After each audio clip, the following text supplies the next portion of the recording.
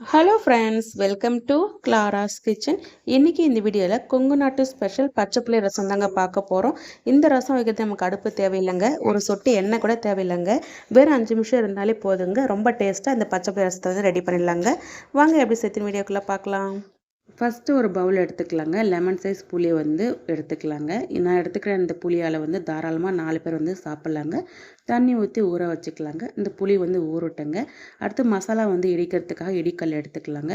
1/2 teaspoon அளவுக்கு ஜீரகம், 1/2 teaspoon அளவுக்கு மிளகு சேர்த்துட்டு ரெண்டுத்தையும் வந்து 1 பாதியாக நம்ம இடித்து எடுத்துக்கலாங்க.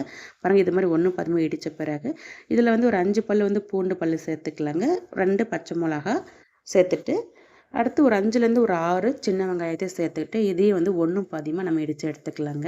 இது மாதிரி இடிக்கல் யூஸ் பண்ணுங்க, அப்போ தான் நல்லா டேஸ்ட்டாக இருக்கும். மிக்சிலாம் அரைச்சிங்கன்னா அந்தளவுக்கு வந்து டேஸ்ட் வராதுங்க. இல்லைக்கா அம்மி யூஸ் பண்ணி கூட நீங்கள் இது போல் இடித்து எடுத்துக்கலாங்க.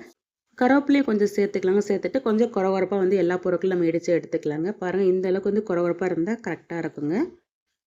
இப்போ இந்த ரசத்துக்கு தேவையான மசாலா பொருட்களை வந்து நம்ம நல்லா இடித்து எடுத்து வச்சுப்போம். இது மேலே கொஞ்சம் கொரகொரப்பாக வந்து இடித்து எடுத்துக்கோங்க. இடித்த அந்த மசாலா வந்து ஒரு பவுலுக்கு நம்ம ட்ரான்ஸ்ஃபர் பண்ணிக்கலாங்க.